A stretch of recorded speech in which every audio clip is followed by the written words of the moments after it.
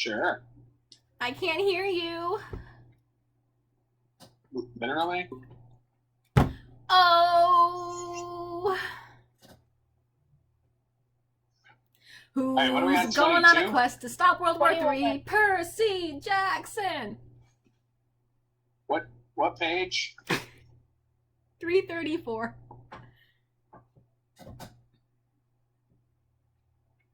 Whatever. I try to be funny. Y'all don't accept my humor.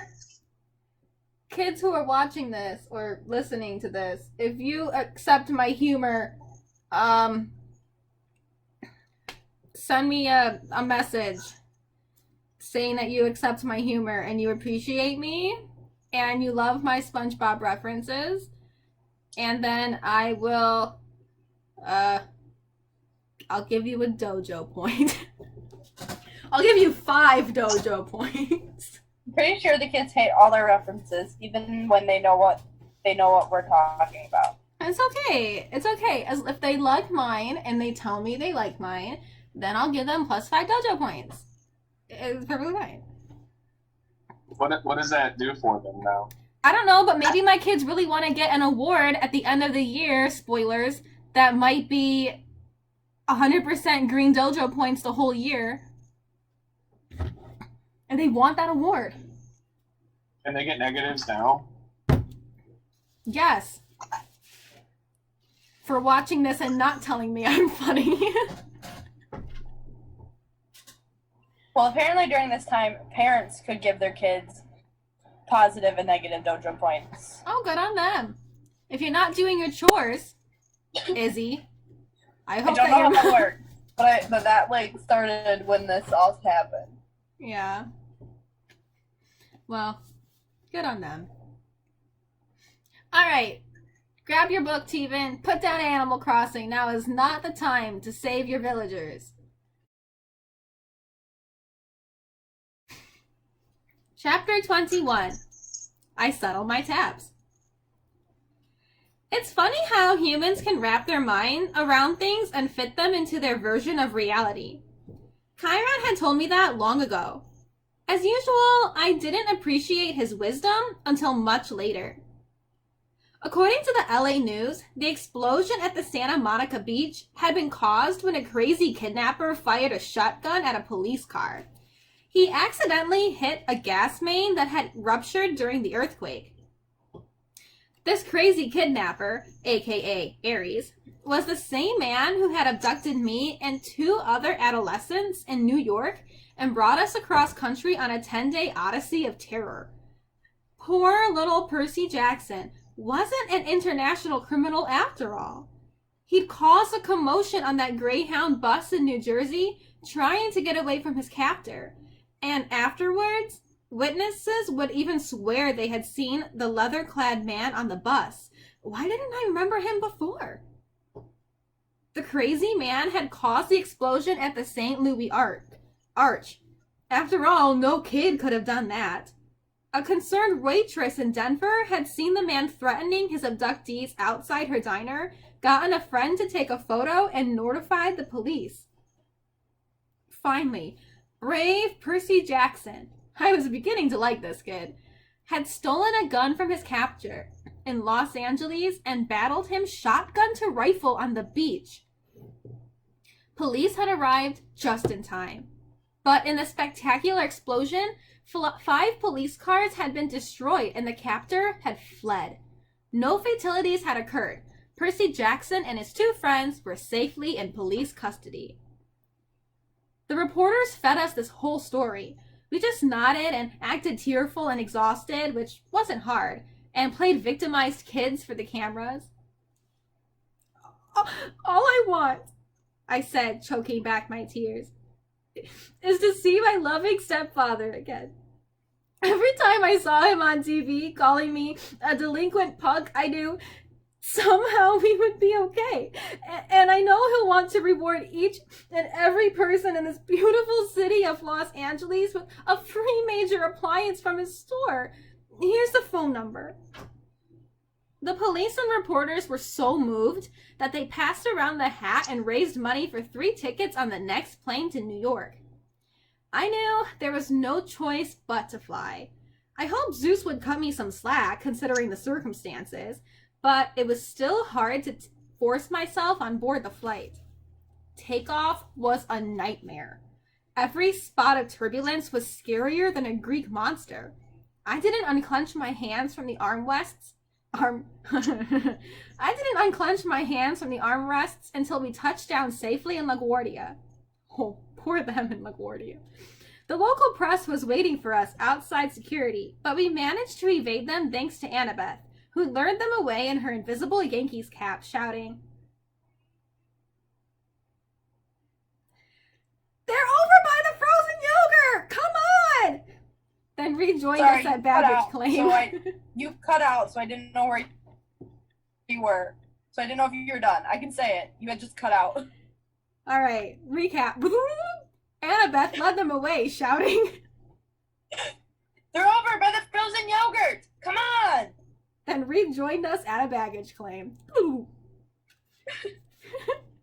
We split up at the taxi stand. I told Annabeth and Grover to get back to Half-Blood Hill and let Chiron know what had happened. They protested, and it was hard to let them go after all we'd been through, but I knew I had to do this last part of the quest by myself. If things went wrong, if the gods didn't believe me, I wanted Annabeth and Grover to survive, to tell Chiron the truth. I hopped in a taxi and headed into Manhattan. 30 minutes later, I walked into the lobby of the Empire State Building. I must have looked like a homeless kid with my tattered clothes and my scraped up face. I hadn't slept in at least 24 hours. I went up to the guard at the front desk and said, 600th floor. He was reading a huge book with the picture of a wizard on the front. I wasn't much into fantasy, but the book must have been good, because the guard took a while to look up. "No such floor, kiddo." "I need an audience with Zeus." He gave me a vacant smile. "Sorry?" "You heard me."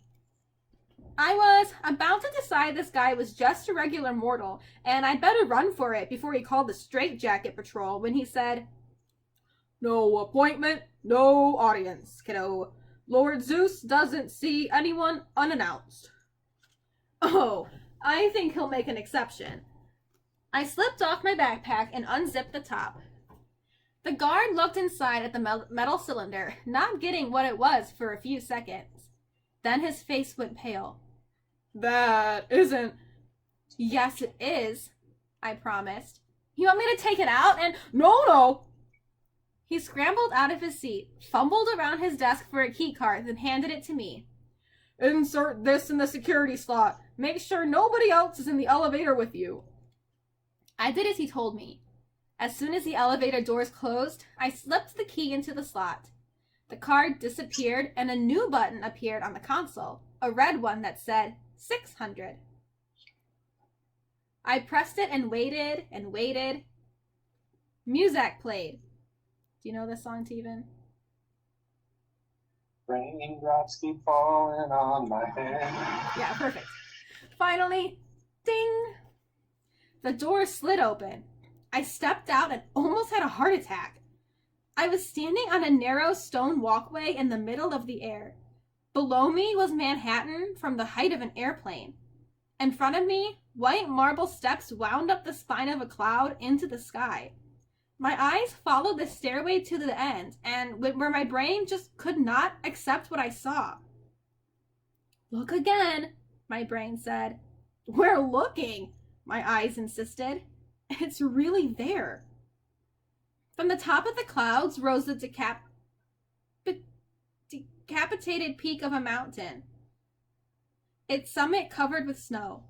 Clinging to the mountainside were dozens of multi-level palaces, a city of mansions, all with white columned porticos, gilded terraces, and bronze braziers glowing with 1,000 fires. Shouldn't even bring back. Roads wound crazily up to the peak, where the largest palace gleamed against the snow. Precariously perched gardens bloomed with olive trees and rose bushes. I could make out an open-air market filled with colorful tents, a stone amphitheater built on one side of the mountain, a hippodrome, and a coliseum on the other. It was an ancient Greek city, except it wasn't in ruins. It was new and clean and colorful, the way Athens must have looked 2,500 years ago. I have to pause for a second. I forgot to tell you. Steven, you're Zeus, by the way. Oh. Wow. Okay. Like, I just remember I didn't tell you that. This place can't be here, I told myself. The tip of a mountain hanging over New York City like a billion-ton asteroid. How could something like that be anchored above the Empire State Building in plain sight of millions of people and not get noticed? But here it was. And here I was. My trip through Olympus was a daze.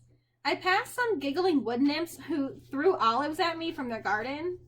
Hawkers in the market offered to sell me ambrosia on a stick and the new shield and a genuine glitter weave replica of the Golden Fleece as seen on Hephaestus TV. The 9 muses were tuning their instruments for a concert in a park while a small crowd gathered, satyrs and naiads and a bunch of good-looking teenagers who might have been minor gods and goddesses. Nobody seemed worried about an impending civil war. In fact, everybody seemed in a festive mood. Several of them turned to watch me pass and whispered to themselves. I climbed the main road, toward the big palace at the peak. It was a reverse copy of the palace in the underworld. There, everything had been black and bronze. Here, everything glittered white and silver. I realized Hades must have built his palace to resemble this one. He wasn't welcome in Olympus, except on the winter solstice, so he built his own Olympus underground. Despite my bad experience with him, I felt a little sorry for the guy. To be banished from this place seemed really unfair. It would make anybody bitter. Steps led up to a central courtyard. Past that, the throne room. Room really isn't the right word. The place made Grand Central Station look like a broom closet. Massive columns rose to a domed ceiling, which was gilded with moving constellations. 12 thrones, built for beings the size of Hades, were arranged in an inverted U, just like the cabins at Camp Half-Blood. An enormous fire crackled in the central hearth pit. The thrones were empty, except for 2 at the end, the head throne on the right and the one to its immediate left. I didn't have to be told who the 2 gods were that were sitting there, waiting for me to approach. I came toward them, my legs trembling. The gods were in giant human form, as Hades had been, but I could barely look at them without feeling a tingle, as if my body were starting to burn. Zeus, the lord of the gods, wore a dark blue pinstriped suit. He sat on a simple throne of solid platinum. He had a well-trimmed beard, marbled gray and black like a storm cloud. His face was proud and handsome and grim, his eyes rainy gray. As I got nearer to him, the air crackled and smelled of ozone. The god sitting next to him was his brother, without a doubt, but he was dressed very differently. He reminded me of a beachcomber from Key West. He wore leather sandals, khaki Bermuda shorts, and a Tommy Bahama shirt with coconuts and parrots all over it. His skin was deeply tanned, his hands scarred like an old-time fisherman's. His hair was black, like mine. His face that had that same brooding look that had always gotten me branded a rebel, but his eyes, sea green like mine, were surrounded by sun crinkles that told me he smiled a lot too. His throne was a deep-sea fisherman's chair. It was the simple swiveling kind, with a black leather seat and a built-in holster for a fishing pole. Instead of a pole, the holster held a bronze trident, flickering with green light around the tips. The gods weren't moving or speaking, but there was tension in the air, as if they'd just finished an argument. I approached the fisherman's throne and knelt at his feet. Father, I dared not look up. My heart was racing. I could feel the energy emanate. emanating from the two gods. If I said the wrong thing, I had no doubt they could blast me into dust. To my left, Zeus spoke. Should you not address the master of this house first, boy? I kept my head down and waited. Peace, brother, Poseidon finally said. His voice stirred my oldest memories. That warm glow I remembered as a baby, the sensation of this god's hand on my forehead. the boy defers to his father. This is only right. You still claim him, then? Zeus asked menacingly. You claim this child whom you sired against our sacred oath. I have admitted my wrongdoing. Poseidon said. Now I would hear him speak. Wrongdoing. A lump welled up in my throat. Was that all I was? A wrongdoing, the result of a god's mistake? I have spared him once already, Zeus grumbled. daring to fly through my domain. Pah! I should have blasted him out of the sky for his impudence. And risk destroying your own master bolt? Poseidon asked calmly. Let's hear him out, brother. Zeus grumbled some more. I shall listen. He decided. Then I shall make up my mind whether or not to cast this boy down from Olympus.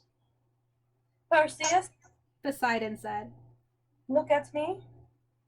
I did, and I wasn't sure what I saw in his face. There was no clear sign of love or approval, nothing to encourage me. It was like looking at the ocean. Some days you could tell what mood it was in. Most days, though, it was unreadable, mysterious. I got the feeling Poseidon really didn't know what to think of me. He didn't know whether he was happy to have me as a son or not. In a strange way, I was glad that Poseidon was so distant. If he tried to apologize or told me he loved me or even smiled, it would have felt fake. Like a human dad making some lame excuse for not being around. I could live with that. After all, I wasn't sure about him yet either. Address Lord Zeus, boy. Poseidon told me. Tell him your story. So I told Zeus everything. Chapter 1. So I told Zeus everything, just as it had happened. I took out the metal cylinder, which began sparking in the sky god's presence, and laid it at his feet. There was a long silence, broken only by the crackle of the hearth fire. Zeus opened his palm. The lightning bolt flew into it. As he closed his fist, the metallic points flared with the electricity until he was holding what looked more like the classic thunderbolt, a 12-foot javelin of arcing, hissing energy that made the hairs on my scalp rise. I sense the boy tells the truth. Zeus muttered. But that Ares would do such a thing, it is most unlike him. He is proud and impulsive. Poseidon said. It runs in the family. Lord, I asked. They both said, Yes. Yes. Yes. I'm Zeus. I wanted to get there first. yes. Lords. Ares didn't act alone. Someone else, something else, came up with the idea. I described my dreams and the feeling I'd had on the beach, that momentary breath of evil that had seemed to stop the world and made Ares back off from killing me. In the dreams, I said, the voice told me to bring the bolt to the underworld. Ares hinted that he'd been having dreams too. I think he was being used, just as I was, to start a war. You're accusing Hades, after all. Zeus asked. No, I said. I mean, Lord Zeus, I've been in the presence of Hades. This feeling on the beach was different. It was the same thing I felt when I got close to that pit. That was the entrance to Tartarus, wasn't it? Something powerful and evil is stirring down there. Something even older than the gods. Poseidon and Zeus looked at each other. They had a quick, intense discussion in ancient Greek. I only caught one word. Father. Poseidon made some kind of suggestion, but Zeus cut him off. Poseidon tried to argue. Zeus held up his hands angrily.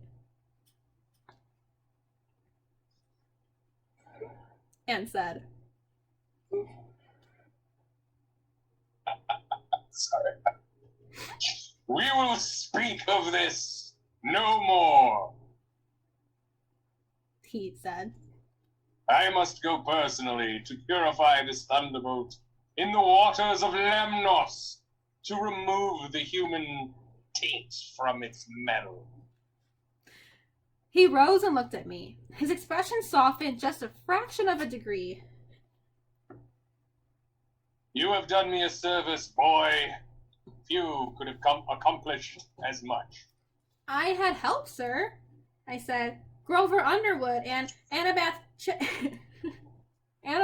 Chase. To show you my thanks, I shall spare your life. I do not trust you, Perseus Jackson. I do not like what your arrival means for the future of Olympus, but for the sake of peace in the family, I shall let you live. Thank you, sir? Do not presume to fly again. Do not let me find you here when I return. Otherwise, you shall taste this bolt, and it shall be your last sensation. Thunder shook the palace. With a blinding flash of lightning, Zeus was gone. I was alone in the throne room with my father. Your uncle Poseidon sighed. has always had a flair for dramatic exits. I think he would have done well as the god of theater. An uncomfortable silence. Sir, I said, what was in that pit? Poseidon regarded me. Have you not guessed? Kronos, I said, the king of the Titans. Even in the throne room of Olympus, far away from Tartarus, the name Kronos darkened the room, made the hearth fire seem not quite so warm on my back. Poseidon gripped his trident. In the first war, Percy, Zeus cut our father Kronos into 1,000 pieces, just as Kronos had done to his own father, Ouranos. Zeus cast Kronos' remains into the darkest pit of Tartarus. The Titan army was scattered, their mountain fortress of Etna destroyed, their monstrous allies driven to the farthest corners of the earth. And yet Titans cannot die, any more than we gods can. Whatever is left of Kronos is alive in some hideous way, still conscious in his eternal pen, still hungering for power. He's healing, I said. He's coming back. Poseidon shook his head. From time to time, over the eons, Kronos has stirred. He enters men's nightmares and breathes evil thoughts. He awakens restless monsters from the depths. But to suggest he could rise from the pit is another thing. That's what he intends, Father. That's what he said. Poseidon was silent for a long time. Lord Zeus has closed discussion on this matter. He will not allow talk of Kronos. You have completed your quest, child. That is all you need to do. But I stopped myself. Arguing would do no good. It would very possibly anger the only god who I had on my side. As you wish, Father. A faint smile played on his lips. Obedience does not come naturally to you, does it? No, sir. I must take some blame for that, I suppose. The sea does not like to be restrained. He rose to his full height and took up his trident. Then he shimmered and became the size of a regular man standing directly in front of me. You must go, child, but first know that your mother has returned. I stared at him, completely stunned. My mother? You'll find her at home. Hades sent her when you recovered his helm. Even the Lord of Death pays his debts. My heart was pounding. I couldn't believe it. Would you... I wanted to ask if Poseidon would come with me to see her, but then I realized that was ridiculous. I imagined loading the god of sea into a taxi and taking him to the Upper East Side. If he wanted to see my mother all these years, he would have. And there was smelly Gabe to think about. Poseidon's eyes took on a little sadness. When you return home, Percy, you must make an important choice. You will find a package waiting in your room. A package? You will understand when you see it. No one can choose your path, Percy. You must decide. I nodded, though I didn't quite know what he meant. Your mother is a queen among women, Poseidon said wistfully. I had not met such a mortal woman in 1,000 years. Still, I am sorry you were born, child. I have brought you a hero's fate, and a hero's fate is never happy. It is never anything but tragic. I tried not to feel hurt. Here was my own dad telling me he was sorry I'd been born. I don't mind, Father. Not yet, perhaps. He said. Not yet, but it was an unforgivable mistake on my part. I'll leave you then. I bowed awkwardly. I won't bother you again. I was 5 steps away when he called. Perseus? I turned. There was a different light in his eyes, a fiery kind of pride. Did well, Perseus. Do not misunderstand me. Whatever else you do, know that you are mine. You are a true son of the sea god. As I walked back through the city of the gods, conversations stopped. The muses paused their concert. People and satyrs and naiads all turned toward me, their faces filled with respect and gratitude. And as I passed, they knelt as if I were some kind of hero. 15 minutes later, still in a trance, I was back on the streets of Manhattan. I caught a taxi to my mom's apartment, rang the doorbell, and there she was. My beautiful mother, smelling of peppermint and licorice. The wariness and worry evaporating from her face as soon as she saw me. Percy! Oh, thank goodness. Oh, my baby. She crushed the air right out of me. We stood in the hallway as she cried and ran her hands through my hair. I'll admit it, my eyes were a little misty too. I was shaking. I was so relieved to see her. She told me she'd just appeared at the apartment that morning, scaring Gabe half out of his wits. She didn't remember anything since the Minotaur, and couldn't believe it when Gabe told her I was a wanted criminal, traveling across the country, blowing up national monuments. She'd been going out of her mind with worry all day because she hadn't heard the news. Gabe had forced her to go into work, saying she had a month's salary to make up and she'd better get started. I swallowed back my anger and told her my own story. I tried to make it sound less scary than it had been, but it wasn't easy. I was just getting to the fight with Ares when Gabe's voice interrupted from the living room. Hey, Sally! That meatloaf done yet or what? She closed her eyes. He isn't going to be happy to see you, Percy. The store got 500,000 phone calls today from Los Angeles. Something about free appliances? Oh yeah, about that. She managed a weak smile. Just don't make him angry, alright? Come on. In the month I'd been gone, the apartment had turned into Gabeland. Garbage was ankle deep on the carpet. The sofa had been reupholstered in beer cans. Dirty socks and underwear hung off the lampshades. Gabe and 3 of his big goony friends were playing poker at the table. When Gabe saw me, his cigar dropped out of his mouth. His face got redder than lava. You got nerve coming here, you little punk. I thought the police... He's not a fugitive after all. My mom interjected. Isn't that wonderful, Gabe? Gabe looked back and forth between us. He didn't seem to think my homecoming was so wonderful. Bad enough I had to give back your life insurance money, Sally. He growled. Give me the phone. I'll call the cops. Gabe, no. He raised his eyebrows. Did you just say no? You think I'm gonna put up with this little punk again? I can still press charges against him for ruining my Camaro. But He raised his hand, and my mother flinched. For the first time, I realized something. Gabe had hit my mother. I didn't know when or how much, but I was sure he'd done it. Maybe it had been going on for years when I wasn't around. A balloon of anger started expanding in my chest. I came toward Gabe, instinctively taking my pen out of my pocket. He just laughed.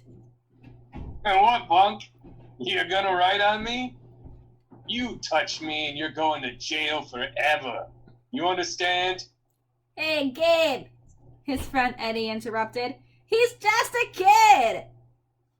Gabe looked at him resentfully and mimicked in a falsetto voice. Just a kid! His other friends laughed like idiots. I'll be nice to you, punk. Gabe showed me his tobacco-stained teeth. I'll give you 5 minutes to get your stuff and clear out. After that, I call the police. Gabe! My mother pleaded. He ran away. Gabe told her. Let him stay gone. I was itching to uncap Riptide, but even if I did, the blade wouldn't hurt humans. And Gabe, by the loosest definition, was human. My mother took my arm. Please, Percy, come on. We'll go into your room. I let her pull me away, my hands still trembling with rage. My room had been completely filled with Gabe's junk. There were stacks of used car batteries, a rotting bouquet of sympathy flowers with a card from somebody who'd seen his Barbara Walters interview. Gabe is just upset, honey. My mother told me. I'll talk to him later. I'm sure it will work out. Mom, it'll never work out. Not as long as Gabe's here. She wrung her hands nervously. I can't. I'll take you to work with me for the rest of the summer. In the fall, maybe there's another boarding school. Mom. She lowered her eyes. I'm trying, Percy. I need some time. A package appeared on my bed. At least, I could have sworn it hadn't been there a moment before. It was a battered cardboard box about the right size to fit a basketball. The address on the mailing slip was in my own handwriting. The Gods, Mount Olympus, 600th floor, Empire State Building, New York, New York, with best wishes, Percy Jackson. On the top in black marker, in a man's clear, bold print, was the address of our apartment and the words, Return to Sender. Suddenly, I understood what Poseidon had told me on Olympus. A package. A decision. Whatever else you do, know that you are mine. You are a true son of the sea god. I looked at my mother. Mom, do you want Percy gone? Yes. I looked up as I started reading that sentence. I was like, I gotta look at my mom. I looked at my mother. Mom, do you want Gabe gone? Percy, it isn't that simple. Mom, just tell me. The jerk had been hitting you. Do you want him gone or not? She hesitated, then nodded almost imperceptibly. Yes, Percy, I do. And I'm trying to get up my courage to tell him. But you can't do this for me. You can't solve my problems. I looked at the box. I could solve her problem. I wanted to slice that package open, plop it on the poker table, and take out whatever was inside. I could start my very own statue garden, right there in the living room. That's what a Greek hero would do in the stories, I thought. That's what Gabe deserves. But A hero story always ended in tragedy. Poseidon had told me that. I remembered the underworld. I thought about Gabe's spirit drifting forever in the fields of Asphodel, or condemned to some hideous torture behind the barbed wire of the fields of punishment, an eternal poker game, sitting up to his waist in boiling oil, listening to opera music. Did I have the right to send someone there? Even Gabe? A month ago, I wouldn't have hesitated. Now, I can do it, I told my mom. One look inside this box, and he'll never bother you again. She glanced at the package and seemed to understand immediately. No, Percy, She said, stepping away. you can't. Poseidon called you a queen, he told her. He said he hadn't met a woman like you in 1,000 years. Her cheeks flushed. Percy, You deserve better than this, Mom. You should go to college, get your degree. You can write your novel, meet a nice guy maybe, live in a nice house. You don't need to protect me anymore by staying with Gabe. Let me get rid of him. She wiped a tear off her cheek. you sound so much like your father. She said. He offered to stop the tide for me once. He offered to build me a palace at the bottom of the sea. He thought he could solve all my problems with a wave of his hand. What's wrong with that? Her multicolored eyes seemed to search inside me. I think you know, Percy. I think you're enough like me to understand. My life is going to mean anything. I have to live it myself.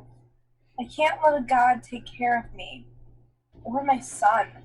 I have to find the courage on my own. Your quest has reminded me of that. We listened to the sound of poker chips and swearing, ESPN from the living room television. I'll leave the box, I said, if he threatens you. She looked pale, but she nodded. Where will you go, Percy? Half-Blood Hill. This summer? Or forever? I guess that depends. We locked eyes, and I sensed that we had an agreement. We would see how things stood at the end of the summer. She kissed my forehead. You'll be a hero, Percy. You'll be the greatest of all. I took one last look around my bedroom. I had a feeling I'll never see it again. Then I walked with my mother to the front door. Leaving so soon, punk? Gabe called after me. Good riddance. I had one last twinge of doubt. How could I turn down the perfect chance to take revenge on him? I was leaving here without saving my mother. Hey, Sally. He yelled. What about that meatloaf, huh? A steely look of anger flared in my mother's eyes, and I thought, just maybe, I was leaving her in good hands after all. Her own. Meatloaf is coming right up, dear. She told Gabe. Meatloaf surprise. She looked at me and winked. The last thing I saw as the door swung closed was my mother staring at Gabe, as if she were contemplating how he would look as a garden statue.